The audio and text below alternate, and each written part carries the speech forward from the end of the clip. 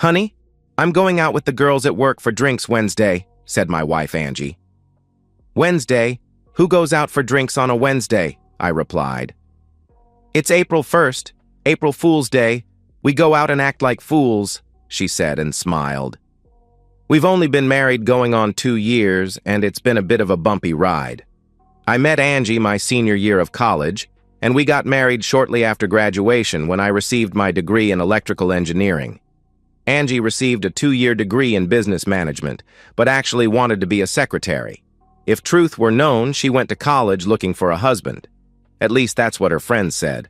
I'll do my best to explain how I found all this out. Let me see. Where should I begin? Ever since I was a kid, I would take things apart. Radios, recorders, microphones, and anything else electrical. I needed to see how things worked. I remember my parents always telling me to make sure things weren't plugged in so I wouldn't get electrocuted. I surprised my parents on how many things I was able to repair. I do have to admit, a lot of times I had a few parts left over, but that was all part of learning. As time went by, I got more involved in how things worked. While I was in high school, I won a number of awards in science and received a 4-year scholarship. While I was in college, I even had some patents pending for electrical parts. I was somewhat of an inventor. I took present-day electronics and made them better. I got my patent on a wireless microphone not any bigger than a button. It could hear a conversation of up to 100 feet, and I was able to connect it to a wireless recorder. I wasn't a geek, and I did party a lot. That's how I met Angie, at one of the parties when she came up to me and introduced herself. To say she was a good-looking woman would be an understatement, and who wouldn't want to spend time with a beautiful woman? Angie was blonde with below-the-shoulder-length hair.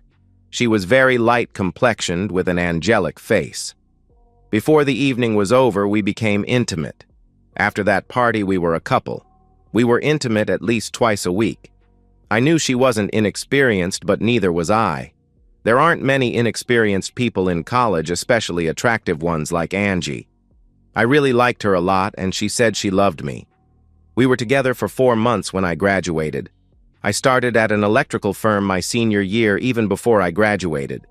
Angie came by the firm a week after graduation and looked scared. "What's the matter, Angie?" I asked. "I missed my period and I might be pregnant. I don't know what I'm going to do." She started crying. "Everything will be fine, Angie." I thought for a few seconds and blurted out, "Let's get married." "Really? You'll marry me? Do you love me, Brent?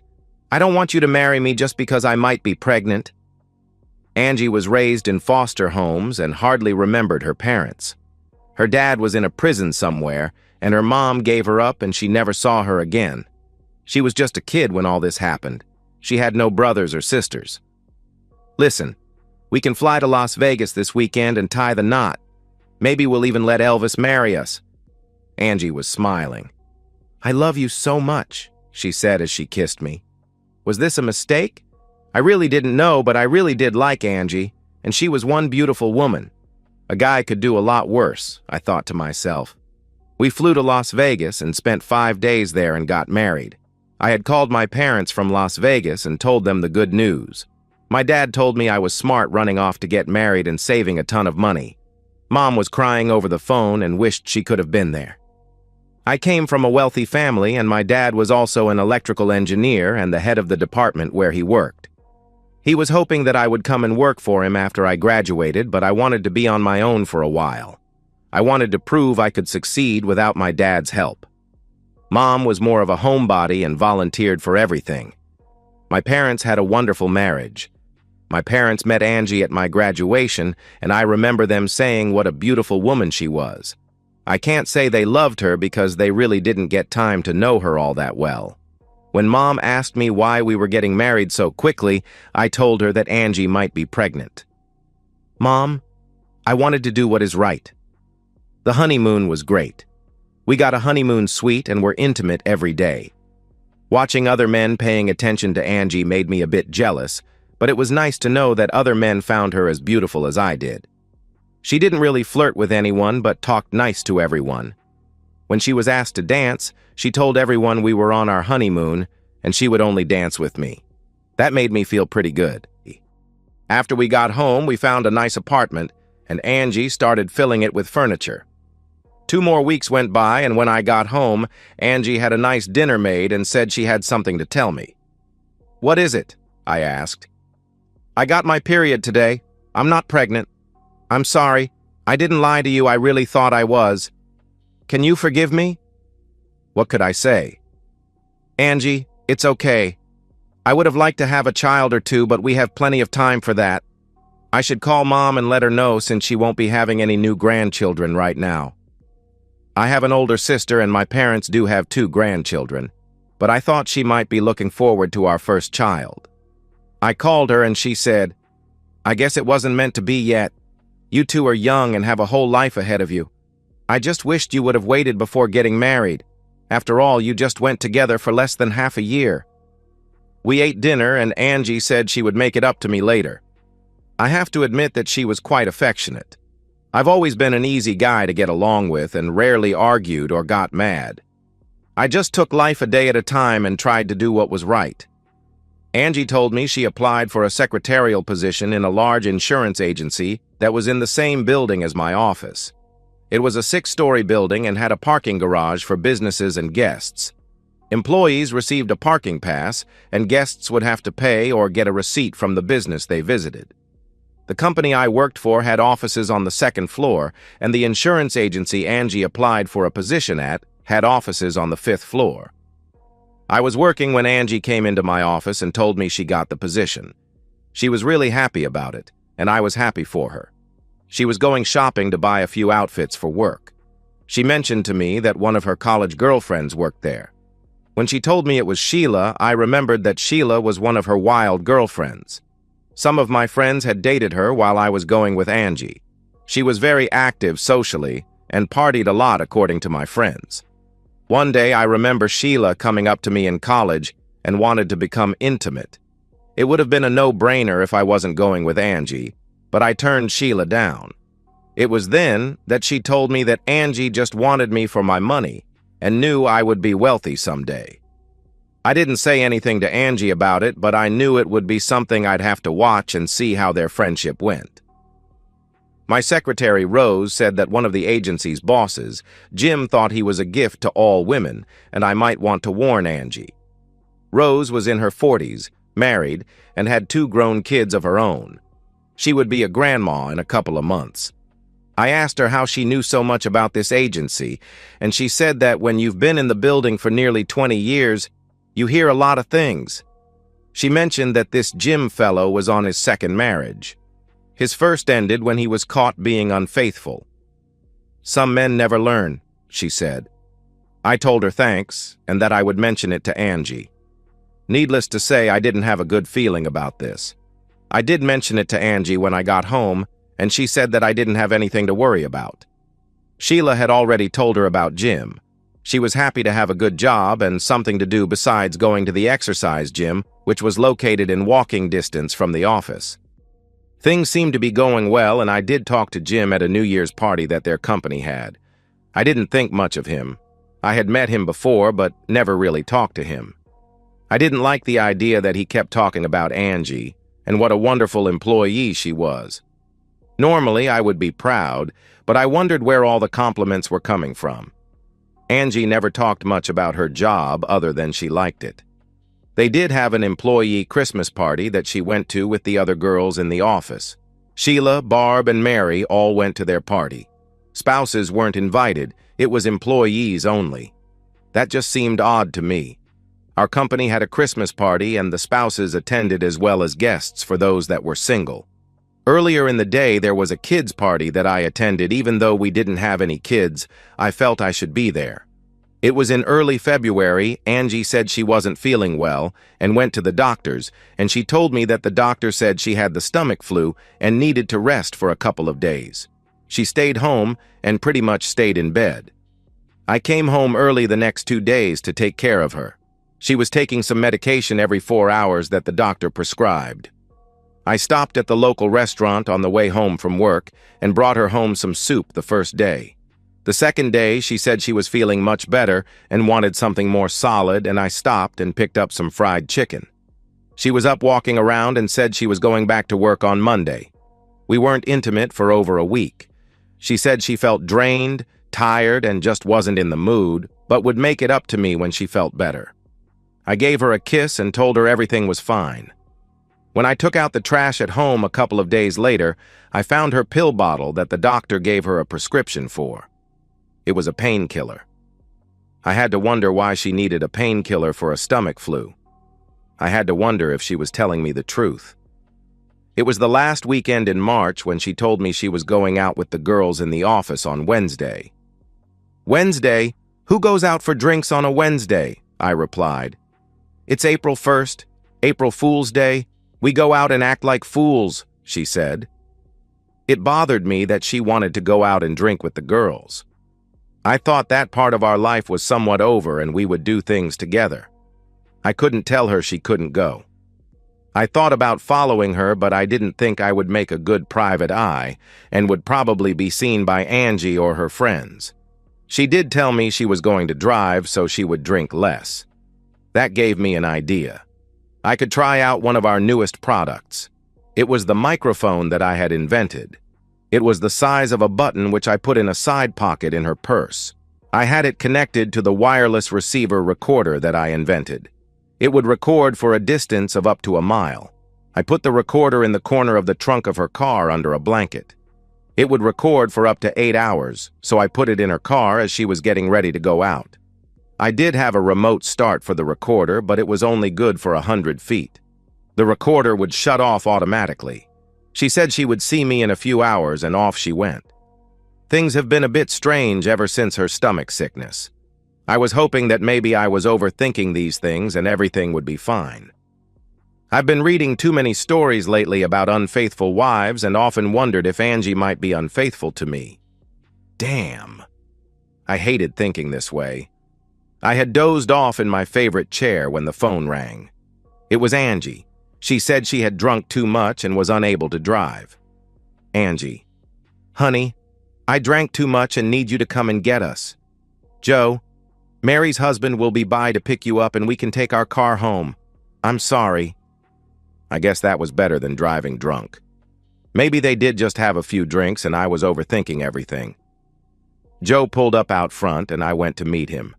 Joe was in his 50s and a pretty decent guy. He and Mary have been married for over 30 years and seemed to get along fine. I asked him if he was mad or aggravated having to pick up Mary.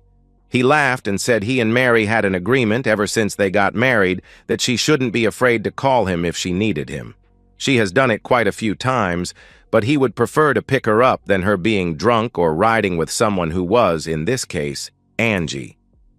We arrived at the lounge and the 4 women were still having a drink. Joe laughed and Mary stood up and said, "There's my man," and kissed him. She was pretty well along, as were the other 3 women.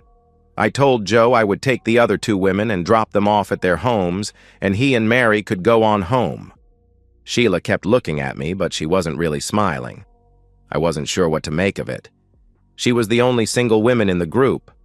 Barb I didn't know that well. She has been married about 5 years, and is a little more quiet than either Sheila or Angie. Angie smiled at me and said that Mary thought she should call and let me drive everyone home. She hoped I wasn't mad at her. I told her I would much prefer her to call me than drive intoxicated, and I would guess her friends would prefer it too. I looked around and saw a few men staring at the women. The place wasn't very crowded, seeing it was a Wednesday night. "We're tired from fighting off all these men all night." She then looked over at me and said, "April Fool." We didn't fight them off. Barb laughed and slapped her on the arm and held her finger up to her mouth in a shh manner. Angie just laughed. I didn't think a whole lot about it as I walked 3 drunk women to the car. "What all did you women do? I never heard of celebrating April Fool's Day." "Oh, we just play games and acted silly," replied Barb. All 3 women were acting giddy and were quite intoxicated. "It's a woman thing," said Angie. "We can't tell men what we do. We just joke around and have fun. We don't do anything wrong." "So why did you ladies drink so much?" I asked. "It was a drinking game we played," Sheila responded. One person would make a statement, and if everyone has done it, then the woman making the statement would have to take a drink. What if one or more of you didn't do this thing, whatever it is? I asked. Then the ones who didn't do it would have to take a shot, Sheila responded. We can't tell you anymore, we said too much already. They all started giggling. I dropped Barb off first and helped her to her door. Next, I took Sheila home and she spread her legs as she got out. I could see her undergarments and she knew it and smiled at me. I couldn't help but stare. I walked her to the door and she told me if I wanted to see more, I could stop by any time. I knew she was drunk but had to wonder if she knew what she said. She staggered and reached over and grabbed me inappropriately. I couldn't help having a reaction after what I had seen, and she asked if she had done that to me. I opened her door and she invited me in, saying Angie wouldn't mind. Angie was passed out in the car, but I knew better than to go inside and told Sheila good night and walked back to the car. All kind of thoughts went through my head as we drove home. I've been true to Angie since we got married and hoped she had too. I helped Angie into our apartment and began undressing her. Her undergarments were damp. I could tell she had been excited at the lounge. She was awake now and said, "Let's be intimate, Brent. I want to make love right now. Come on, baby, I need it." So we did the deed. As she lay there, I thought about Sheila and even pretended I was with her. She fell asleep before I even got off of her. I slipped on a pair of pajamas and went out to her car and retrieved the recorded disc and decided to replace it with another. I felt it was wrong to spy on my wife, but I had to wonder what these women talked about. What got my wife so excited? I put the new disc in, wondering if they would talk about their night out the next day at the office. I put the recorded disc in my home office desk drawer, thinking I would listen to it over the weekend. Angie got up for work and was a bit hungover. She did remember us being intimate the night before, but didn't say much about their girls' night out. She apologized again to me for having to come and get her. I told her that was a lot better than her driving drunk or having some other man driving her home. She dressed for work and left shortly before I did. When I drove into the parking garage, I pulled up near her car and started the recorder with the remote starter, and then parked my car and went into the office. I got my mind off my wife and into my job. We were updating the wireless and remote capabilities of video and audio equipment. It was a new age in communications, and our company was one of the leaders in innovation. I was proud to be part of it besides making the big bucks. Just before closing, I received a call from Angie. She told me she had to go away on a business meeting on Friday and would be back late Saturday. When I asked her who was going, she said, her and Sheila, Jim, and Alan. There wasn't much I could say other than I would miss her. She said we could make up for it on Saturday night after she got home. I did tell her that would be nice and hung up. We talked a little about her trip that night, and I told her I didn't think much of Jim and knew he flirted with the woman. She told me it was strictly a business meeting and she and Sheila were sharing a room and Jim and Alan another. I had nothing to worry about and she would see me Saturday night. Sheila stopped by the next morning and drove Angie to the office. Angie had a small suitcase since she could never get all her stuff in an overnight bag.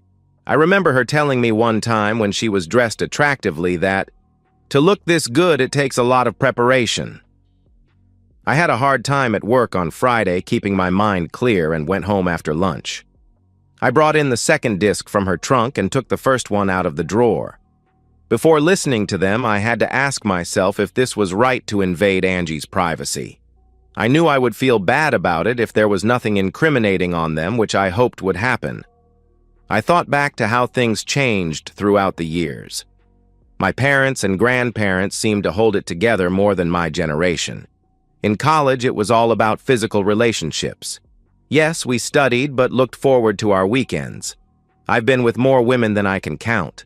The women of my generation were pretty much there for the asking. We never talked about it, but I'm sure Angie and Sheila were from that wild girl group. I left that all behind me when I got married and hoped that Angie had also, but I wasn't sure. I was always able to put on a good front, but at times my insides felt differently. I took out disc 1 and began to listen to it. I would fast forward through the dead parts.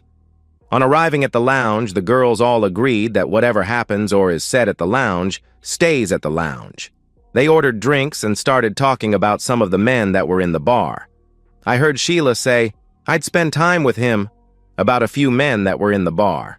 I heard Barb say, "So would I if I wasn't married," and all the women laughed. "What about you, Angie?" asked Sheila. "I haven't drank enough to answer that question," laughed Angie. "Ask me again when I'm a little drunker." They didn't ask Mary, but Sheila suggested a drinking game. It was the one where you admit something, and if the others haven't done it, they would have to do a shot. If they all did it, the one asking the question had to drink a shot. I guess tequila was the shot of the night. They started out with simple questions like, who was intimate before marriage? Sheila said it wasn't fair since she wasn't married, so they all drank a shot. More questions like, who's had certain intimate acts? I was surprised when Angie asked about certain intimate acts. I heard her laugh, and Mary said she doesn't really like doing certain things, but she loves Joe enough to do it for him. Sheila asked about being with a married man other than her husband. "Wow, that's kind of personal," replied Angie. "Oh, come on, Angie. We all know you were with Jim." "We all have," replied Barb. "I haven't," replied Mary. "He's tried, and I told him if he ever puts a hand on me again, I would file harassment charges against him, and that was 5 years ago. You young people live by a different set of rules, but I married Joe for better or for worse, and have never been unfaithful to him. I trust him and he trusts me. I will never break that trust." "Oh, come on, Mary. Being with someone else doesn't hurt anyone," said Barb. "Once or twice a year it feels good to be with someone else, but it's just physical." "What do you think, Angie? You haven't been married all that long. Have you been with anyone besides Jim?" No. I've flirted with a few guys, and a few at the gym got a good feel here and there, but Brent and I usually go out together and almost always end up in bed." "I'd like to get Brent in bed," laughed Sheila. "I bet you would," said Angie. "But he's not that kind of guy. I actually think he's been true to me. Damn, he's good in bed. He always satisfies me." There were a lot more questions, and I heard Barb ask if anyone's had a certain medical procedure. She said she had one in high school. After that, she took preventative measures till she got married and now has 2 beautiful kids. Sheila said she never did but has taken preventative measures since she was a teenager. Mary said she didn't and never would have if she got pregnant. She did say she was never with anyone else other than Joe since they got married. Angie sounded nervous when she said, "Please keep this a secret. I had a procedure a few months ago. I was with Jim at the Christmas party and was afraid it might be his baby rather than Brent's, and I terminated it. I just couldn't take the chance. Brent and Jim don't look at all alike." "Does Brent know about this?" asked Barb. "God, no. He'd leave me if he found out. I told him I thought I was pregnant and he married me. There is no way he would accept me doing this not knowing if the baby was his. It was when I took a few days off saying I had the flu." "Can we talk about happier things?" said Mary. "This is pretty depressing. What you girls do and the way you live is wrong. I won't judge you, and I do care for all of you, but this wild lifestyle is going to catch up to you." I wasn't able to think straight. Angie fooled me into getting married, and when she really did get pregnant, she terminated it, and the baby might not have even been mine. She was unfaithful to me with her boss. What the hell was I supposed to do? I taped the conversation without her permission, but I knew I had to do something about it. I knew I could never trust her again. After that, the girls decided to dance. They would come back to the table and talk about how forward a few of the men got. Mary refused to dance with any men, but did dance some fast songs with the girls. I heard Angie mention hands on her inappropriately, but she always pushed them back up. Sheila said that she let a couple of guys get too friendly, but she was single and she liked the attention. It was a few minutes later when Mary told Angie she was too drunk to drive and called Joe and had Angie call me. On the second disc, there wasn't much new said. Angie asked the girls to please not say anything to me. They agreed that it would only stay between them, but Mary told her she should straighten up her act and forget the extracurricular activities, or her marriage would end up in divorce court if I was any kind of man. Next on the disc was when I heard about the overnight meeting and Sheila telling Angie to pick her man. She has been with both, but she told Angie that if she's never been with a black man, she should give Alan a try. Then I heard them both laugh. I was a mess and knew my marriage was over. There is no way I could ever trust Angie again. Deep down, I knew she used me and made a fool of me, and I wanted a little revenge not only on Angie, but on these two men as well. I copied the part of the conversation about Sheila having been with both of them. Also, the part about Angie and Barb being with Jim. It wasn't much, but it packed a wallop. I had copies ready to send to Jim and Alan's wives and also to the head of the insurance company. On the insurance company's copy, I also included where Barb said they all were with Jim. I made myself a copy about Angie being with Jim and all about the procedure. I included a part from the second disc where Sheila told Angie to pick her man. I would send this disc to me at my office. I couldn't let anyone know I illegally recorded the women, so it would be hard to use it in court against Angie. On Saturday morning, I went to the doctor's office on the prescription bottle, and it was a women's clinic. I told them I wanted records of the procedure. At first, they denied me, and I told them that I didn't sign any approval for the operation. I would file a case in court, or they could just give me a copy of what they said I signed. They pulled out the papers and checked my signature, and they didn't match. They apologized and gave me copies of the procedure and said it was paid for in cash. Now I had the pill bottle and the paperwork for the procedure. I mailed out the copies of the disc so they would all get them the first of the week. I would just have to act like the loving husband till then. When Angie came home, I wanted to ask her which guy she was with, but I kept my feeling to myself. I had to act as normal as possible. I actually took her out for dinner, and she told me about their meeting and said it was rather boring. I had no idea if she was with anyone for sure. When she went to the restroom, I removed the microphone from her purse. I had already taken the recorder out of her car. I didn't want any of this to fall back on me. We went to bed, but it wasn't love. It was physical. She got into bed not saying anything, and I went to sleep. The next morning, she told me she was a bit surprised at how intense I was during our intimate time the night before. I just told her I guess a change of pace is good for everyone. She gave me an odd look but didn't say anything. Sunday night was pretty much a replay of the night before. The intimacy was intense, but I didn't approach her the same way. She did give me somewhat of a strange look before turning off the lights. When I got to work on Monday morning, I pulled up behind Jim's vehicle and pulled out an ice pick and flattened all 4 tires. I could have done something electrical, but it would lead people back to me. I took the elevator up to the 4th floor and got rid of the ice pick and went back down to the 2nd floor and to my office. I did my best to keep busy. I waited till 11 and called Angie and asked her if she wanted to do lunch. She sounded very nervous and said she would like to, but some people from the main office were there and wanted to talk to all the secretaries. At the present time, they were in a private meeting with the 3 bosses, Jim, Alan, and Fred. I asked her what it was about, and she said she didn't know, but no one seemed very happy. I told her to call me back when she heard something. It was after lunch when we received our mail. I received the disc I sent myself and asked Rose to put it in our DVD player. She was shocked by what she heard. I acted shocked to hear it and immediately called Angie. "What the hell is going on? I just received a disc that said you were unfaithful to me with your bosses. Is it true?" "Brent, we need to talk. Someone said that I was with my bosses. It isn't true. They said that Barb and Sheila did too. Just so you know, I received a copy of a tape where you said you were with the guy. It was your voice. Also on the tape it said you had a procedure. Is it true? Did you have this procedure?" "Brent, wait, we need to talk. I don't know where this came from, but I didn't have a procedure. Please, you have to believe me. I love you. I'm going home now and we'll talk when you get there. As of right now, I don't believe a word you're saying, and if this is true, we'll be getting a divorce." I hung up the phone and headed for home. Angie got home 4 hours later.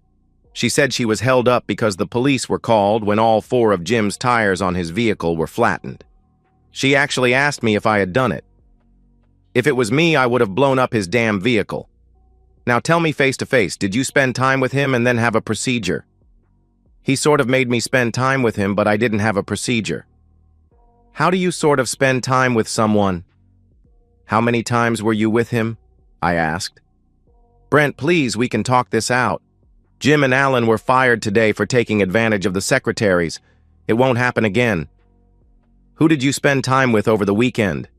Did you get your first experience with Alan, or have you been with black men before? What are you saying?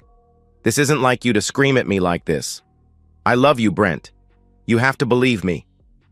I played the short recording that I received at the office. I do believe you. That is, I believe what you said on the tape. If it was a one-time thing, I might have been able to get over it, but not this. I pulled out the pain pill bottle and the procedure papers. You lied to me again. We're trying to put it out there and you lie again. You had a procedure and ended my child's life. I will never forgive you. Please, Brent, we can get past this. I promise it will never happen again. You're right. It won't ever happen again. I'm getting a divorce. You can have the apartment and the furnishing as well as the bill to pay off the loans. I'm leaving. I called my dad and have a job waiting for me as soon as I get there. I can't afford this place on my salary. Please, Brent. We can work this out. You work it out. I packed my bags and will stay in a motel tonight and see the lawyer first thing in the morning. If you're smart, you will just sign the papers. It will be irreconcilable differences unless you want to fight it. You have your vehicle, the apartment, and the furnishings. I don't ever want to see you again. She was crying and said she thought Sheila did all this. When I asked her why, she told me that it had to be someone that was at their table for their April Fool's Day party. Everything that was recorded was said that day or at the office the next morning. I told her that when she saw Sheila again to thank her for letting me know the truth about my wife. I grabbed my bags and headed out the door. I checked into the motel and spent the next few hours at the bar. I knew I was drunk. A woman asked me if I wanted help getting to my room. I looked up and saw Sheila. What the heck? I said out loud. How did you know where to find me? I called around until I found you, replied Sheila. What do you want? I asked. I know everyone is blaming me for sending out these tapes, but it wasn't me. I have no idea who sent them. Jim and Alan were both fired over this, and I heard their wives got a copy also. God knows if they will stayed married. I had no reason to break up all these marriages. I just wanted you to know that I didn't do it. I believe you. What do you have to gain from all this? I'm just glad I found out the truth. I remember you telling me in college that Angie was just marrying me for my future earnings. I guess you were telling me the truth. I also told you I wanted to be with you, and that was the truth too. You told me not as long as you were with Angie. You're not with her now. So how about a goodbye encounter? Smiled Sheila. I did spend time with Sheila that night, mostly out of revenge against Angie, and I was sure Sheila would tell Angie she was with me. But it wasn't as good as it was with Angie. I guess that had something to do with the feelings I had for Angie. I always gave her my best. I went to the attorney the next day and he got my divorce papers started. I stopped by my office and let them know I was leaving. It didn't surprise anyone, but they did say I would be greatly missed. It would have been hard working there with everyone knowing I married someone who wasn't faithful and was made a fool by her. Besides, she still had her job and I wouldn't want to run into her all the time. I had a week's vacation coming and used it to get settled in an apartment in my old hometown. I went to my dad's office and met with the board and was hired immediately. Dad took me on a short tour of the facility and introduced me to the people I would be working with. I didn't realize how many women became engineers. My dad laughed as he introduced me to them. I would be taking a slight decrease in pay since I was starting over, but I only had myself to take care of, and money wasn't one of my problems. I was back to work in no time doing what I loved to do. A couple of my female co-workers mentioned that they were happy to be working with me, and if I needed anything to let them know. I got a call from my lawyers who said I was once again a free man. I called my old office and talked to Rose and asked her what the latest gossip was. She told me that Angie kept the apartment and Sheila moved in with her. I guess Angie believed her when she told her she didn't know anything about who sent the tapes. I had to wonder if she told her about our time together. As I already knew, Jim and Alan were fired and both were served with divorce suits that weren't finalized yet. It was Alan's first and Jim's second. The two of them started a small, independent insurance business of their own. The secretaries all got to keep their jobs, but were reprimanded for not coming forward and reporting the harassment. Even Mary got the reprimand for not telling the harassment 5 years before. I said goodbye to Rose and told her to take care. She wished me the best and told me she liked working for me. She also said not to let my marriage and divorce to Angie deter me from finding the right woman. Life goes on. And that's the end of today's story. If you enjoyed it, please give this video a thumbs up and drop a comment below. Your support helps the algorithm push my content further. If you're new to the channel, don't forget to hit that subscribe button. It really helps me keep creating more stories for you. Thanks for watching, and I'll see you in the next one.